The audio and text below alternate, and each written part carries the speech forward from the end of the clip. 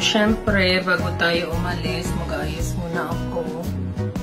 Ay, hindi ko pa pala na-explain to sa inyo, yung hinol ko kanina. So, itong Dynamic Duo.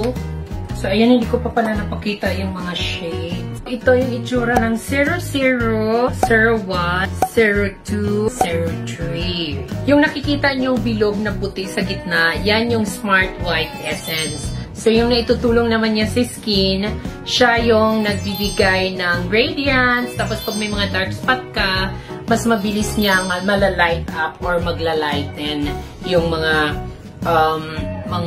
darks. At ang kagandahan pa ng design nila kasi it's a product for lahat ng mga busy girls, for on-the-go products. Yun ang ibig sabihin ko. Ang hirap talaga. Kasi pag bubuksan mo dito, nandiyan na yung brush. Para siyang maliit na flat kabuki brush. Tapos detachable pa siya. Mabilis mo siyang mahugasan. Yung takip naman niya, nandiyan na rin yung mirror.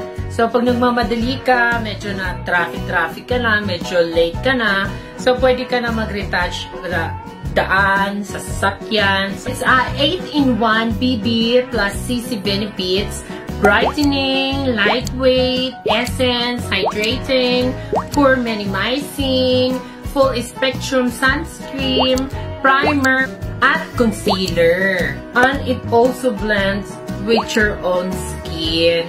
At ang kagandahan pa dito kasi may SPF na siya. So, it's a foundation na hindi ko na kailangan mag-concealer kasi naku-cover up na niya lahat ng aking mga dark spot. It has a primer na, concealer pa, at skincare pa. Buildable din siya. Pag-prepare ka na din para makalis sa tayo. At pwede rin siyang pandalaki. Ayan, ginagamit niya ang lalaking marangal. Tsaka ang ganda, no? Kasi meron na siyang blend brush. Parang kabuki brush na, parang flat brush.